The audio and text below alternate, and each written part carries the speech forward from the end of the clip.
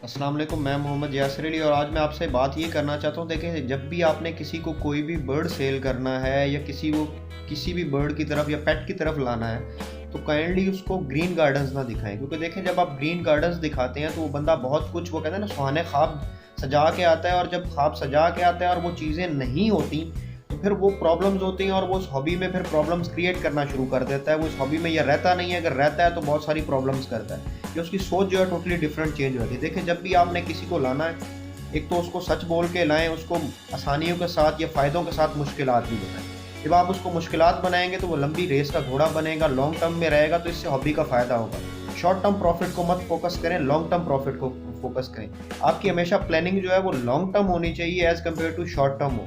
देखिए, जब भी आप लॉन्ग टर्म प्लानिंग करेंगे आपको फ़ायदा होगा। शॉर्ट टर्म प्लानिंग जो है वो थोड़े टाइम के लिए तो फ़ायदा देगी, लेकिन लॉन्ग टर्म में जाके हमें बहुत ज़्यादा नुकसान देगी, जिसकी वजह से प्रॉब्लम ये होगा कि हमारी हॉबी में जो आजकल ये इशू आ रहा है यही चलता रहेगा कि किसी को कोई पता नहीं क्या हो रहा है क्या नहीं हो रहा है। एक अनवनरेबल सी सिचुएशन बनी हुई है, कोई समझ नहीं आती। सुबह प्राइस और शाम को प्राइस और, एक चीज़ 10,000 की होती है, कोई बंदा उठ के कह देता है जी ये 1,000 रुपए के। दूसरी चीज़, एक मैं आप सबसे रिक्वेस्ट करूँगा कि अगर आप लोगों को किसी बर्ड के बारे में ना पता हो तो काइंडली उस पर कमेंट ना करें, या उन बर्ड्स के बारे में कोई ऐसी बात ना करें जिसकी वजह से उस हॉबियर की तजलील हो या उस बर्ड की तजलील हो।